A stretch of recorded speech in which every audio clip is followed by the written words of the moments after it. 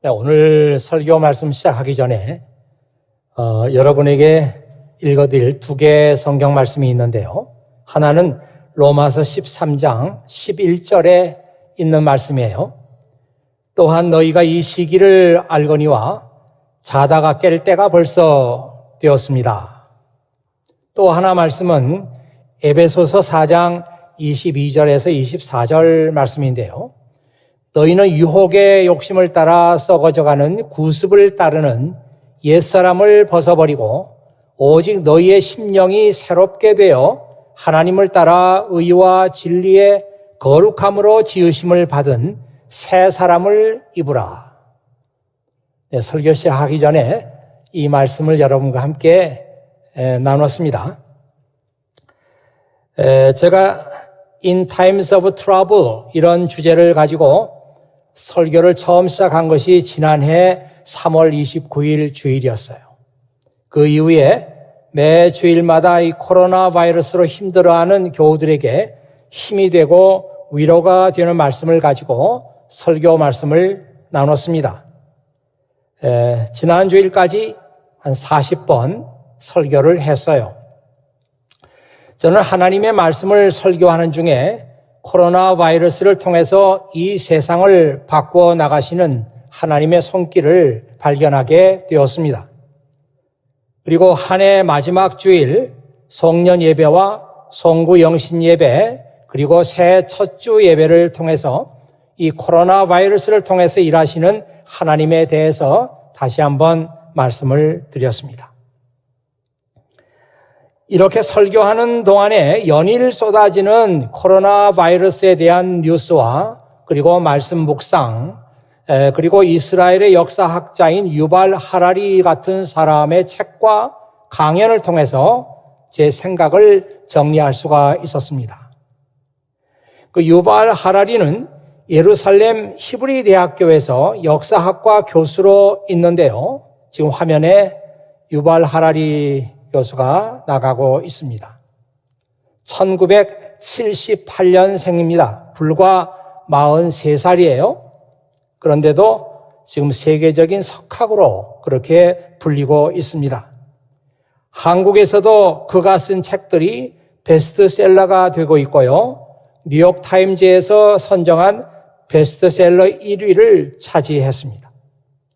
한국의 대학들과 방송국에서 이미 여러 차례 강연을 했고요. 역사학자이기 때문에 탁월한 분석 능력이 있는 데다가 달변이에요. 그의 대표작 사피엔스가 2014년에 나왔고요. 호모 데우스가 2016년에 나왔습니다. 이 두 책은 서로 연속되는 책인데요. 과연 인류는 어디서 와서 어디로 가는가? 여기에 대한 유발 하라리 교수의 책입니다. 그리고 또 한 책이 있는데요. 21세기를 위한 21가지 제언. 이 책이 2018년에 나왔어요. 사실은 코로나 바이러스하고는 전혀 상관이 없는 시기에 나온 책들인데 그의 책들이 마치 코로나 바이러스와 그리고 그 이후의 세계를 궁금하게 생각하는 사람들에게 답을 주고 있다. 그래서 이 사람의 책이 아주 베스트셀러가 되었습니다. 이 유발 하라리 교수는 유대인이지만 특이하게도 무신론자예요. 그래서 그가 얘기하고 있는 많은 얘기와 대안들을 보면은 우리 크리스찬으로서 도저히 받아들일 수 없는 그런 얘기들도 상당수 많이 있습니다. 하지만 그가 역사학자로서 인류의 역사를 분석하고 미래를 전망하는 이런 탁월한 능력이 있는 것은 우리가 인정해야 할 것 같습니다. 호모 사피엔스와 호모 데우스 21세기를 위한 21가지 제언. 이 책을 세트로 사면은 65,000원입니다. 한국 돈으로요. 또 한 가지 책이 나왔는데 이건 책이라기보다도 사피엔스하고 A Graphic History 이래서 한 책이 최근에 나왔는데 이것은 사피엔스에 관한 책을 만화로, 일러스트레이션으로 그려서 쉽게 독자들이 접근할 수 있도록 이렇게 한 책입니다. 이제 저의 관심은 그러면 팬데믹 이후에 우리는 어떻게 살아야 되는가? 이런 질문에 모아지고 있습니다. 우리는 잠에서 깨어서 이 시대가 어떻게 흘러가고 있는가 주의 깊게 살펴야 합니다. 그리고 그 속에서 하나님께서 일하시는 것을 봐야 합니다. 역사학자나 인류학자, 미래학자들은 이구동성으로 말하기를 코로나 이후의 세계는 문명사적인 대전환이 있을 것이다. 그렇게 말하고 있습니다. 인간의 삶의 모든 분야에서 전과는 비교할 수 없는 대변화가 일어난다는 것이죠. 이 말은 이제 우리의 삶은 과거의 삶으로 돌아갈 수 없다는 것을 말합니다. 뿐만 아니라 과학과 테크놀로지의 발달은 이 변화의 속도를 더욱 가속시킬 것이다. 이렇게 말하고 있습니다. 그리고 인류가 지금 당면하고 있는 많은 이슈들이 이제 수면 위로 떠오르게 될 것이다. 그렇게 말하고 있죠. 그래서 이 전환기를 앞두고 인류가 지금 당면한 문제들에 대해서 어떤 결정을 내리느냐 하는 것이 앞으로 인류의 운명을 결정한다. 전문가들은 그렇게 말하고 있습니다. 저는 이 변화의 과정 속에 하나님께서 분명히 개입하시고 그리고 일하고 계신다. 그렇게 말씀을 드렸습니다. 그러나 많은 사람들이 그리고 이 세상이 이것을 깨달을 수가 없습니다. 여러분 한번 고린도전서 1장 21절 말씀 제가 한번 읽을 테니까 여러분 한번 보시기 바랍니다. 세상이 자기의 지혜를 통해서는 하나님을 알지 못하게 하신 것이 하나님의 지혜입니다. 그래서 하나님께서는 우리가 전하는 어리석어 보이는 말씀 선포로 믿는 사람들을 구원하시기를 기뻐하셨습니다. 고린도전서 1장 21절에 있는 말씀인데요. 이 말씀을 잘 해석해서 읽어보시고 이 말씀을 지금 우리 상황과 한번 연결을 시켜보십시오. Since God in His wisdom saw to it that the world would never know Him through human wisdom. 하나님께서는 인간의 지혜를 가지고는 결코 이 세계를 알 수 없도록 하셨습니다.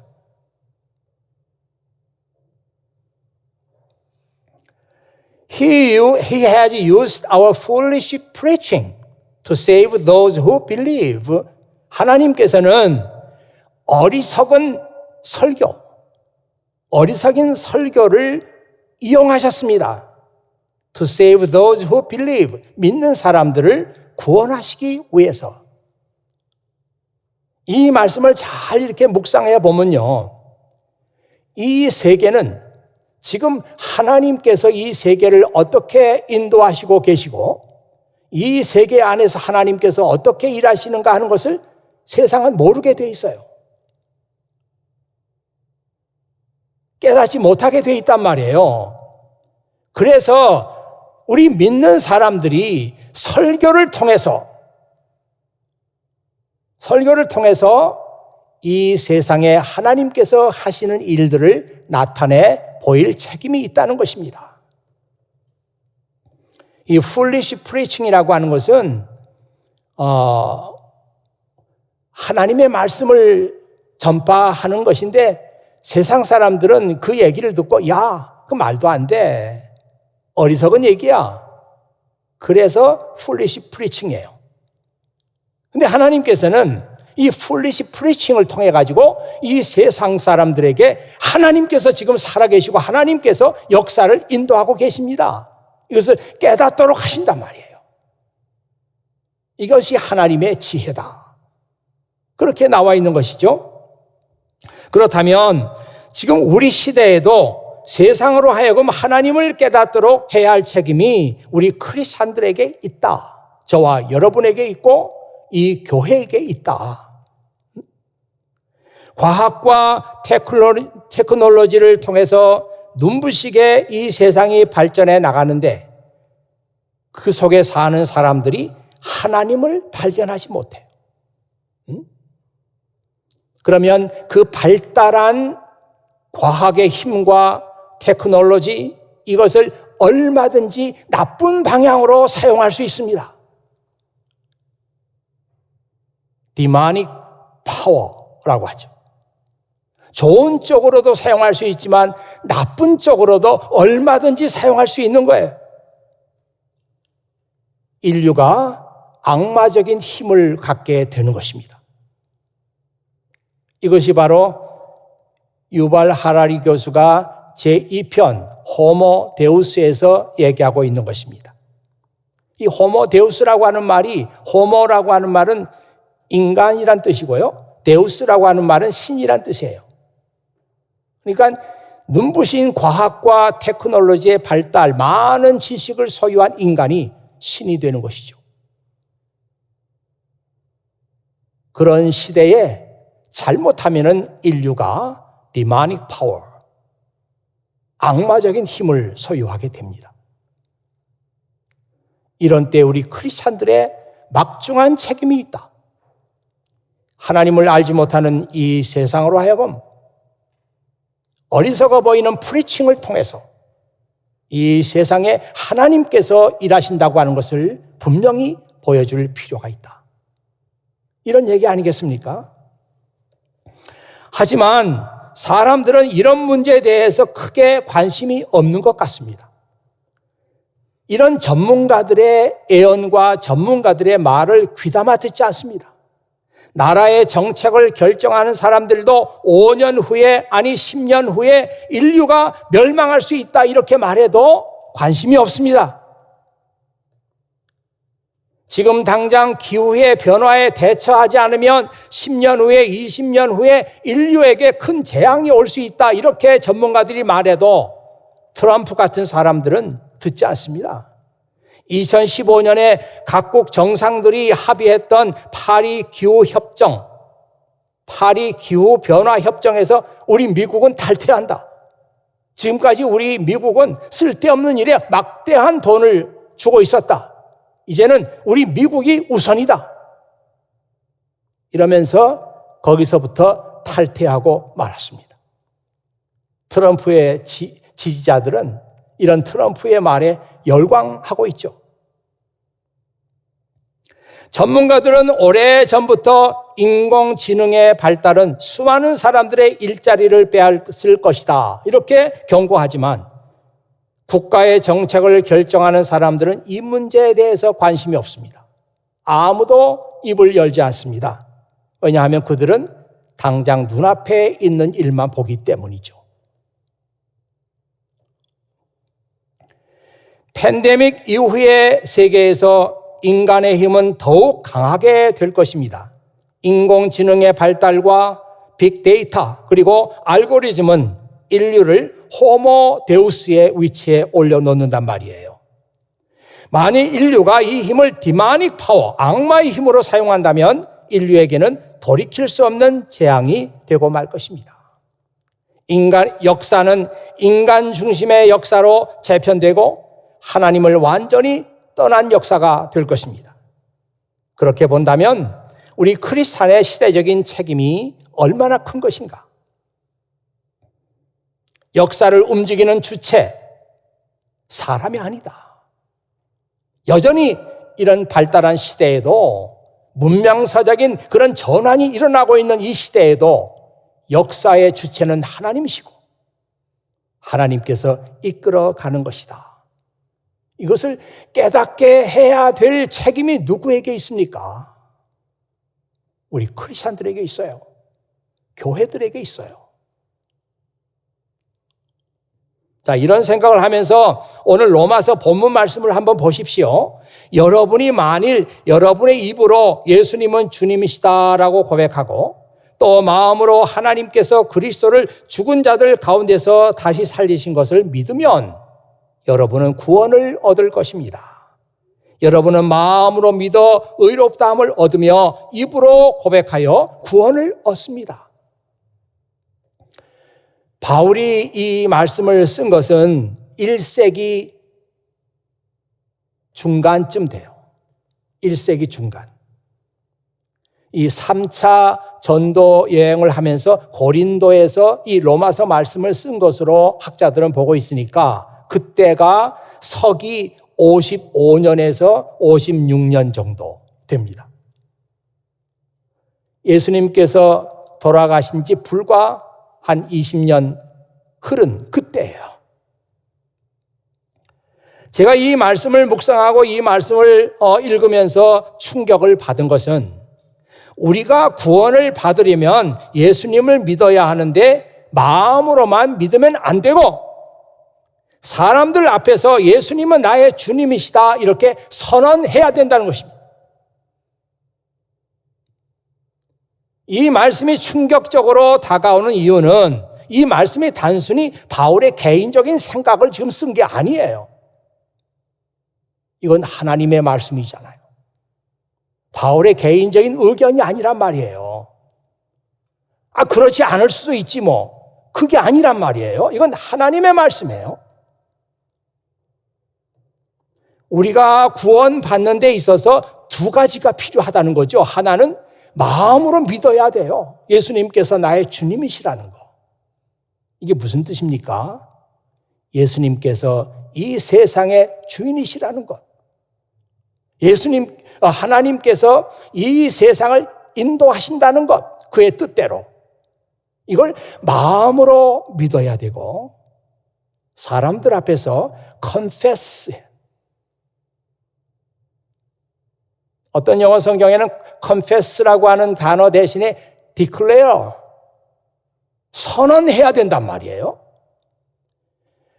하나님께서 우리를 구원하시고자 하는 그 구원의 계획 속에 이 두 가지가 들어있는 것입니다. 하나는 내 마음 깊이 믿어야 돼요. 그 사실을. 또 하나는 사람들 앞에서 그리스도는 나의 주님이십니다. 하나님은 이 세상, 이 역사의 주인이십니다. 이거를 declare, confess 해야 된단 말이에요. 하나님의 구원의 계획 속에 이 두 가지가 다 들어있습니다. 그러니까 우리가 마음으로만 난 믿어 이래서 안 되는 거죠. 사람들 앞에서 declare, confess 해야 되는 것입니다. 이 사실은 예수님의 말씀 속에서도 우리가 확인할 수가 있어요. 마태복음 10장 32절에서 33절 말씀 보면은 누구든지 사람들 앞에서 나를 인정하는 사람은 나도 하늘에 계신 나의 아버지 앞에서 그를 인정할 것이다. 그러나 누구든지 사람들 앞에서 나를 모른다고 하면 나도 하늘에 계신 나의 아버지 앞에서 그를 모른다고 할 것이다. 분명히 나와 있잖아요. 우리가 어떤 사실을 사람들 앞에서 인정한다고 하는 것은 무슨 의미가 있습니까? 그것은 그 일에 책임을 진다는 것이에요. 나 혼자 그렇게 말한 것이 아니라 사람들 앞에서 그렇게 말했으니까 나는 이제 그 내가 말한 것에 대해서 책임이 있다는 것이죠. 그래서 사람들 앞에서 declare하고 confess한다고 하는 말은 단순히 입으로 그냥 그렇게 말했다 여기서 끝나는 게 아니라 오직 예수 그리스도만이 나의 주님이 되십니다 하는 것을 나의 삶으로 나의 행동으로 드러내는 거예요. 그 의미가 들어있단 말이에요. 사람들 앞에서 했으니까.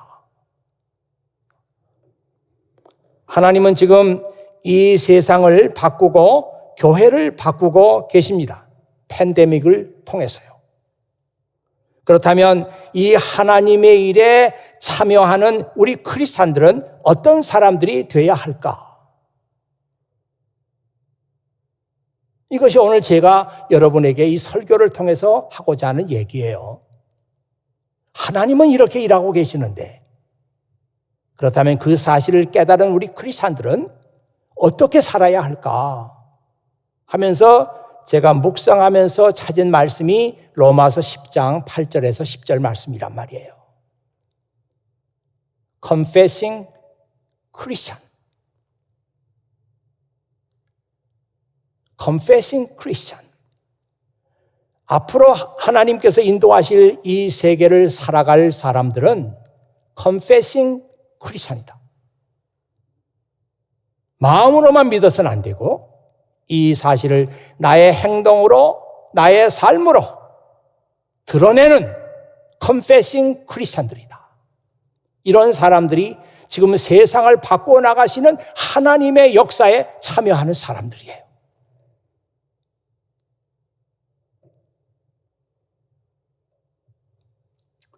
여러분, 독일의 고백 교회에 대한 얘기를 들은 적이 있습니까?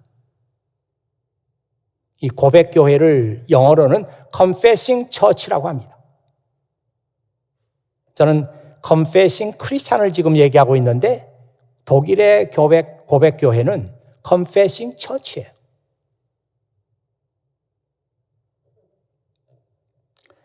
세계 제1차 대전에서 패전하고 막대한 배상금까지 물어야 했던 독일은 땅에 떨어진 국민들의 사기와 자존심을 살려줄 영웅이 필요했어요. 그런 국민들의 열망을 안고 등장한 사람이 아돌프 히틀러죠. 독일 국민들은 히틀러를 총통으로 선출하고 히틀러에게 모든 권한을 다 위임했습니다. 그러니까요, 이 히틀러는 어떻게 쿠데타를 일으켜가지고 어떻게 해서 그 나라의 모든 힘을 장악한 것이 아니고요. 독일 국민들이 히틀러를 선출하고 히틀러에게 모든 권한을 위임했던 거예요. 정권을 장악한 히틀러는 권력을 강화하고 국민들의 권리를 제약하는 조치들을 속속 발표했습니다. 반유대주의 법을 만들어서 유대인들을 차별하고 추방하기 시작했습니다. 히틀러는 독일에 있는 교회를 하나의 교회로 만들려고 했어요. 유니파이드 처치로 만들려고 했단 말이에요. 획일적인 교회, 국가가 관여하는 교회로 만들려고 했단 말이에요. 그래서 그것을 자기 통치에 이용하려고 했습니다. 많은 목사님들과 많은 교회들이 다 히틀러에게 동조했어요.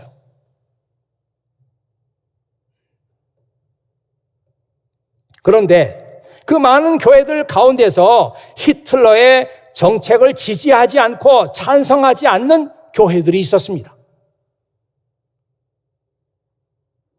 이 교회들은 오직 하나님의 말씀인 예수 그리스도만이 우리의 복종의 대상입니다. 그렇게 선언했던 사람들이죠. 그 선언을 우리가 바르멘 선언이라고 합니다. 한번 바르멘 선언에 나오는 서문을 제가 읽어드릴게요.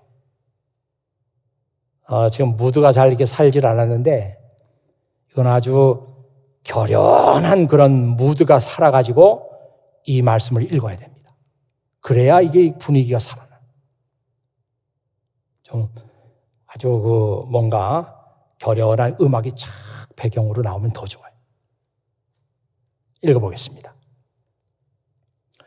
종교개혁의 후예이었던 교회들이 나치 아래 결집했지만 교회의 머리는 히틀러가 아니라 예수 그리스도임을 고백하는 사람들이 있었습니다.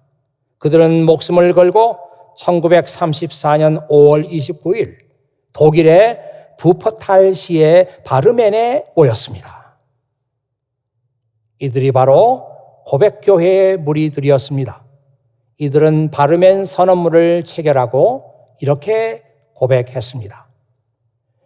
고백교회의 총회는 우리의 신앙 고백과 독일 교회를 파괴하는 나치 기독교에 맞서 믿음으로 일치 단결하여 그들에게 저항하고자 한다. 그들은 거짓된 신조와 폭력, 위선적인 이념을 통해 독일 교회를 하나의 교회로 통합하려고 시도하지만 독일 복음주의 교회는 성령을 통한 믿음 안에서 하나님의 말씀인 성경으로만 하나가 될 수 있다.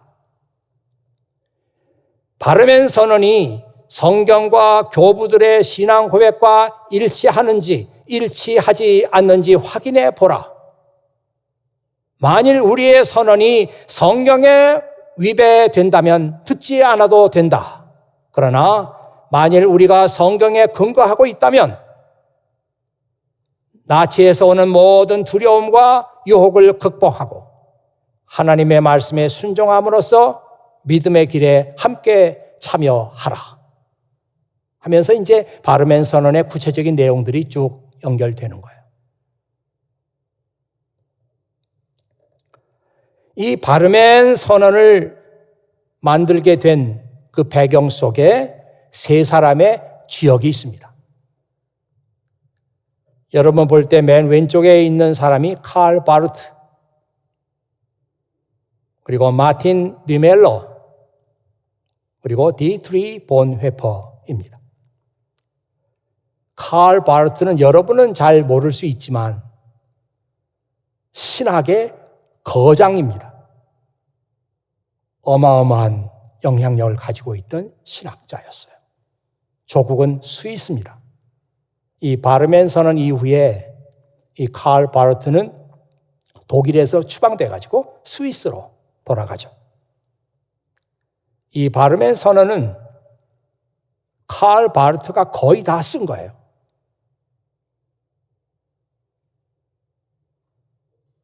그리고 두 번째 인물이 마틴 리멜러라고 하는 분인데 여러분이 아마 잘 모를 수도 있어요.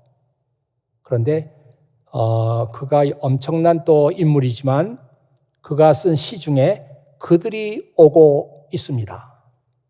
그런 시가 있어요. 아마 아시는 분들은 아실 거예요. 그리고 본회퍼.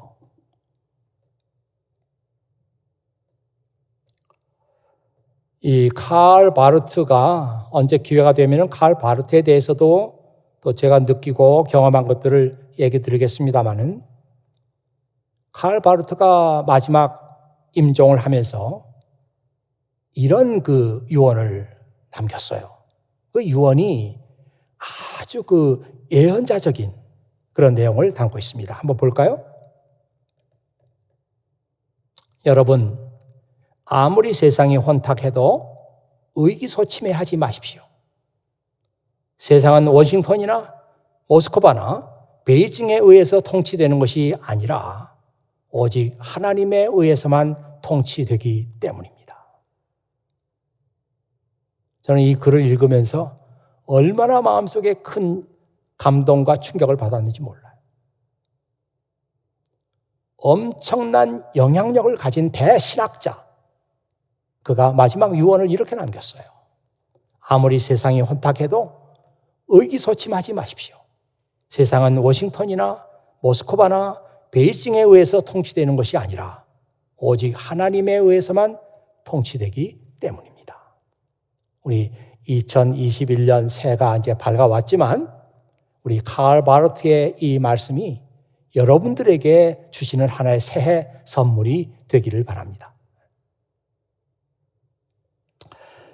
저는 오늘 이 독일의 고백교회를 소개해 드리면서요, 우리 본헤퍼에 대한 얘기를 조금 더 하겠습니다. 왜냐하면 이 본헤퍼가 제가 말하고자 하는 confessing Christian, 주님의 주 되심을 마음속에 믿을 뿐만 아니라 자신의 삶으로, 자신의 행동으로 드러냈던 대표적인 인물이다, 이렇게 생각하고 confessing Christian의 하나의 모델로 이 본헤퍼를 지금 여러분에게 조금 더 얘기하고 싶습니다. 그는 1936년에 교수직을 박탈당하고 나치의 감시를 받기 시작하고요. 그가 교수로 있던 신학원은 폐쇄를 당했습니다. 그리고 1939년에 제2차 대전이 시작이 됩니다. 그때 미국에 있던 라인홀드 니버라고 하는 이분도 미국이 낳은 아주 대표적인 신학자였죠. 이 라이놀드 니버가 본헤퍼를 미국으로 초대를 했죠. 아마 니버의 생각에서는 지금 독일 상황이 아주 좋지 않는데 이 본헤퍼 같은 사람이 계속 독일에 있다면 결국 그는 우리가 그를 잃어버리게 될 것이다. 아까운 인물이다. 이렇게 생각하고 이제 미국으로 빼돌린 거죠. 2차 대전이 일어나던 그 해 1939년에 라인홀드 니버라고 하는 미국의 대신학자가 이 본헤퍼를 빼돌렸어요, 미국으로. 그런데 이 본헤퍼는 미국에서 몇 개월을 지내면서 결국 마음속에 결심하기를 나는 독일로 다시 돌아가야 되겠다. 이제 그런 결심을 하게 되죠. 그때 이 본헤퍼가 독일로 돌아가는 결심을 하면서 자기를 초대했던 라이놀드 니버에게 이런 편지를 남깁니다. 저는 독일의 크리스찬들과 함께 우리 조국의 어려운 시기를 보내기로 결심했습니다. 제가 형제들과 함께 이 시대의 고난을 나누지 않는다면 전쟁 후 독일 교회를 재건하는 일에 참여할 권리가 없을 것입니다. 그러면서 조국으로 돌아가요. 지금 뉴욕에 있는 그 유니온 신학교, 라이놀드 니버가 그때 유니온 신학교에서 가르치고 있었어요. 그 학교에 교수직을 주면서 초대한 것이죠. 이 유니온 신학교에 가면은 따로 본헤퍼 룸이라고 방을 하나 만들었대요. 아마 거기다가 그 본헤퍼의 뭐 책이라든지 유물이라든지 이런 것들을 좀 놓고 우리 학교가 그를 영원히 잊어버리지 않겠다. 그래서 본헤퍼 룸을 만들었다고 하는 얘기를 들었습니다. 1943년 4월에 본헤퍼는 체포가 됩니다. 무슨 일로 조사를 받는 과정에서 그가 히틀러 암살 계획에 연루되어 있다는 것이 드러난 것이죠. 그리고 2년 후 1945년 4월 9일에 39살의 나이로 옥중에서 교수형에 처해집니다. 그가 죽었는데 그의 묘비에 그가 남긴 유언대로 이렇게 묘비에다 썼다고 합니다. 여기 그리스도의 제자 디트리 본헤퍼 잠들다. 그는 평생 예수님의 제자로 살기를 원했어요. 예수님께서 보여주신 대로, 예수님께서 가르쳐 주신 대로, 예수님의 말씀대로 나는 살아야 된다. 그리스도의 제자라고 하는 것이 본헤퍼에게는 커다란 하나의 뭐라 그럴까요? 화두와 같았습니다.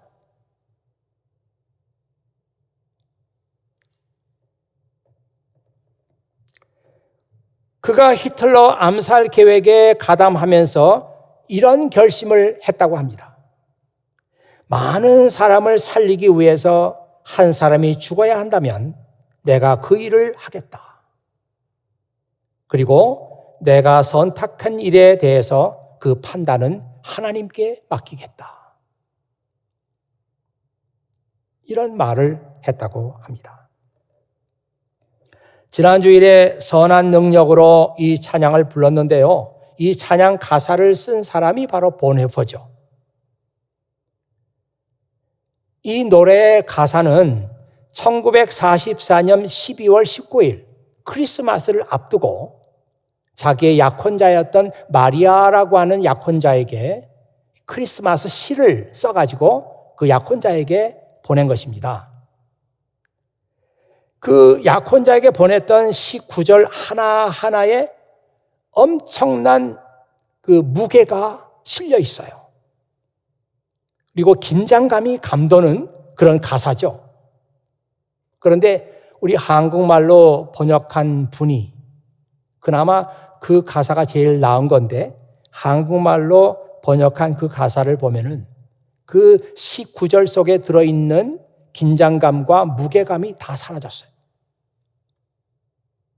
아마도 이 보네포의 생애를 잘 모르는 분이 그냥 번역한 것이 아닌가 싶어요. 특별히 제가 좀 분개하는 것은 그 가사 가운데 믿음으로 일어날 일 기대하네, 그런 가사가 나오거든요. 믿음으로 일어날 일을 기대하네. 우리는 지금 하나님의 선한 능력에 쌓여 있는데 앞으로 믿음으로 일어날 일들을 기대하네, 그런 가사가 있어요. 근데 그 가사는 정말 잘 번역 못했어요. 마치 그 가사를 보면은 새해가 돼가지고, 크리스마스 지나니까 새해가 돼가지고 뭔가 하나님께서 하실 좋은 일들 막 이렇게 일어날 것을 기대하는 그런 투로 번역을 해버렸거든요. 근데 사실 그 부분은 그렇게 번역해서는 안 되고, 어떻게 번역하는가 하면 우리 앞에 무슨 일이 일어나든지 인내로 견디며 두려움 없이 우리는 맞이할 것입니다. 약혼자에게 보낸 편지는 그 뜻이에요. 그런데 이런 긴장감은 다 사라지고 그냥 믿음으로 일어날 좋은 일들 기대하네, 이런 뜻으로 번역이 되어 있습니다.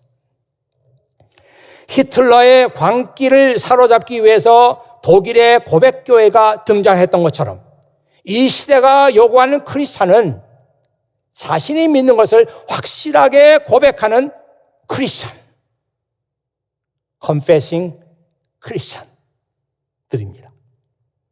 팬데믹 이후에 있을 엄청난 문명사적인 변화를 예상하듯이 이제 우리 크리스찬의 삶 속에서도 변화가 일어나야 합니다. 그래서 우리가 잠에서 깨어나야 하는 것이죠. 지금 이 시대가 앞으로 어떻게 흘러가겠다 하는 것을 전혀 느끼지 못하고 예전이나 지금이나 5년 전이나 10년 전이나 지금이나 그냥 그렇게 살지 말고 우리가 잠에서 깨야 한다. 그리고 이 시대 속에서 일하시는 하나님의 미니스트리, 하나님의 하시는 일에 적극적으로 우리가 응답해야 된다. 예수 그리스도를 나의 주님으로 나의 마음으로 인정하고 입으로, 행동으로, 삶으로 고백해야 한다. 이게 새 시대를 살아가는 우리 크리스찬의 모습이어야 한다 이 말이에요. 여러분, 그만한 마음의 결단을 가지고 새해를 맞이하시기 바랍니다. 올해는 내가 달라져야지. 작년에 이때쯤에 그런 생각 안 했겠어요? 올해는 잘해야지, 달라져야지. 그러나 오늘 지금 이 말씀을 여러분과 함께 나누는 이 시간은 앞으로 우리가 이 새로운 시대에 하나님의 일에 우리가 참여하느냐, 참여하지 못하느냐, 이 갈림길에 우리는 지금 놓여 있는 거예요. 우리가 confessing 크리스찬으로 산다고 하는 것은 무엇을 의미하는가? 내 삶을 예수님의 삶과 일치시키는 겁니다. 예수님을 내가 그렇게 고백한다고 하는 것은 나는 앞으로 예수님처럼 살겠습니다, 이 얘기 아니에요. 제가 가만히 말씀을 묵상하면서 보니까 예수님은 진짜 confessing Jesus였어요. confessing Jesus. 예수님은 정말 중요한 국면에 가서 자신을 confess하는 분이었다고요. 그렇다면 우리도 예수님처럼 confessing 크리스찬이 되어야 되죠. 한번 여러분 말씀을 보세요. 디모데전서 6장 13절에서 14절입니다. 한번 보세요. 만물에게 생명을 주시는 하나님 앞과 본디오 빌라도 앞에서 선한 고백을 하신 그리스도 앞에서 그리스도께서 다시 오실 때까지 흠없이 그대에게 주신 계명을 실천할 것을 부탁합니다. 사도 바울이 디모데에게 얘기한 거예요. 우리 주님께서 컨페스를 했다는 거예요. 누구 앞에서? 하나님 앞과 본디오 빌라도 앞에서. 선한 컨페스를 했다는 거예요. 그 컨페스를 했다는 거예요.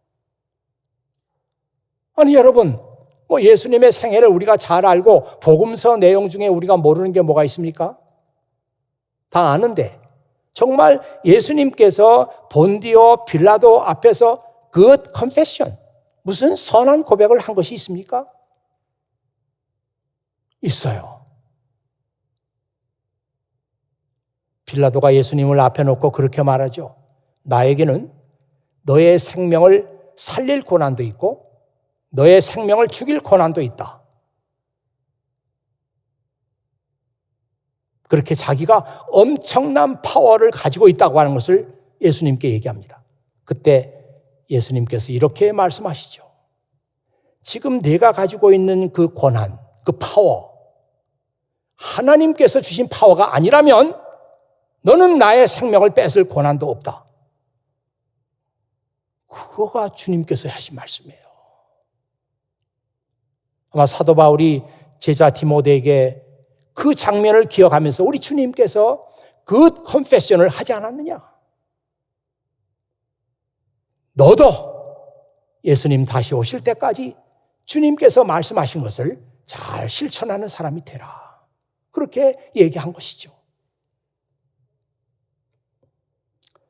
제가 그런 생각하면서 성경에 나오는 인물들을 보니까 정말 엄청난 권력 앞에서 자신을 컨페스했던 사람들이 많이 있었어요.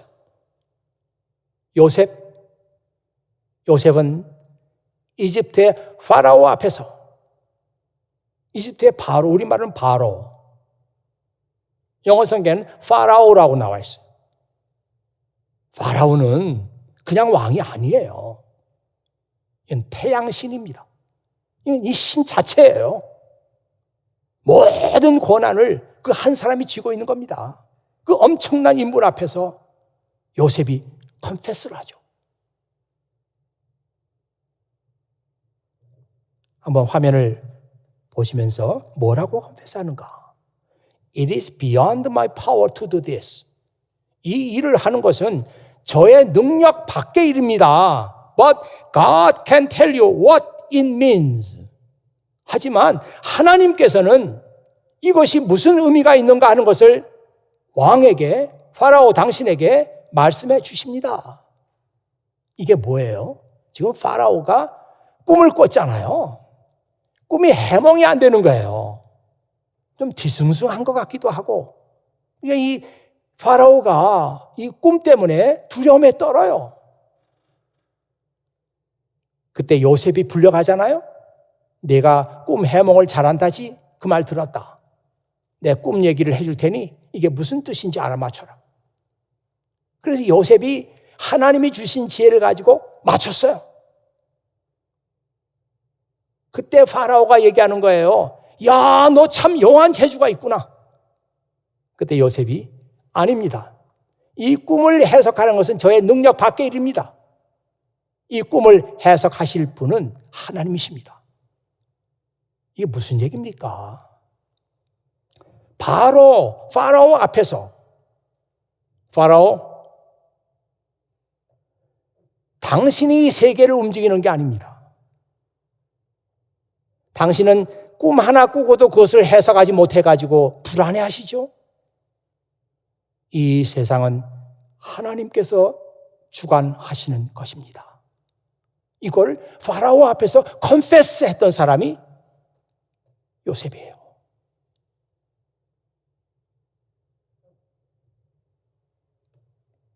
히틀러 앞에서 목숨을 걸고 저항했던 고백교회 목사들, 보네퍼, 그리고 예수님, 사도 바울, 구약에서는 요셉, 모세, 다니엘, 에스라, 느헤미야, 모든 사람들이 자기 시대에 하나님을 고백했던 사람들이에요.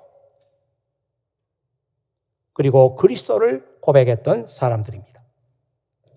팬데믹 이후에 문명사적으로 대전환이 이루어진다는 시대에 과연 우리는 크리스찬으로서 어떻게 살아야 되느냐? 이 시대에 그냥 휩쓸려 떠내려가는 그런 크리스찬들이 돼서는 안 됩니다. 이제는 잠에서 깨야 합니다. 구습을 좇는 옛사람을 벗어버리고 우리가 믿는 이 진리를 더욱 확실하게 내 마음에서부터 믿고 이것을 내 삶으로, 내 행동으로 증명해 나가는 크리스찬, 이 크리스찬이 새 시대에 필요하다. 새 시대에 필요하다. 아마 이 설교 말씀을 듣는 우리 FKCC 교우들 가운데 아유, 저 같은 것이 무슨 하나님께 소용이 되겠어요? 그런 생각을 하시는 분이 계실지 몰라요. 그러나 하나님께서는 우리의 능력을 지금 보고 말씀하시는 게 아니잖아요. 내 입으로, 내 말로, 내 행동으로, 너의 삶으로 내가 너의 주인이고 이 세상의 주인이라고 하는 것을 내가 인정할 수 있겠느냐. 그거 말씀하시고 계시잖아요.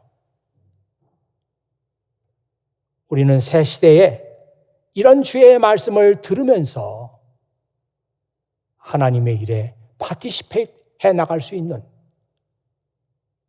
그런 크리스찬이 됐으면 좋겠습니다. 그런 교회가 됐으면 좋겠습니다.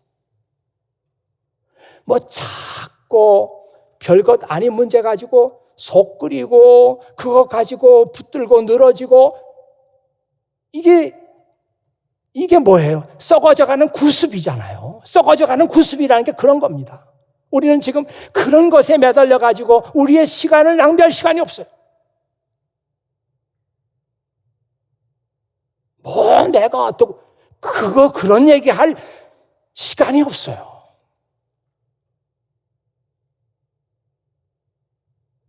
우리 앞에 새롭게 전개되는 이 세상을 바라보면서 여러분 오늘 주님이 주신 말씀 confessing 크리스천으로 살아야 되겠다. 이런 마음의 생각들 다 가져주시기를 부탁드립니다. 기도하겠습니다. 아버지 하나님 감사합니다. 오늘 아버지 하나님께서 또 새 둘째 주일을 맞이해서 우리가 꼭 들어야 할 말씀들을 주신 것을 진심으로 감사드립니다. 아버지 하나님, 우리는 참으로 어리석고 부족하기 때문에 이 시대가 어떻게 흘러가는지도 잘 알지 못하고 무엇이 막상 중요한지도 알지 못하고 별것 아닌 거 가지고 우리 인생을 낭비하는 그런 삶을 지금도 살고 있습니다. 성경은 말씀하시기를 이제는 잠에서 깰 때가 됐을 뿐만 아니라 썩어져가는 구습을 쫓는 옛사람을 이제는 버리라 이렇게 말씀하고 있습니다. 우리 FKCC 교우들이 다 새 시대에 하나님께서 하시는 일에 참여할 수 있는 confessing 크리스찬들이 다 되게 해 주시옵소서. 우리 구주 예수 그리스도의 이름으로 기도하옵나이다. 아멘.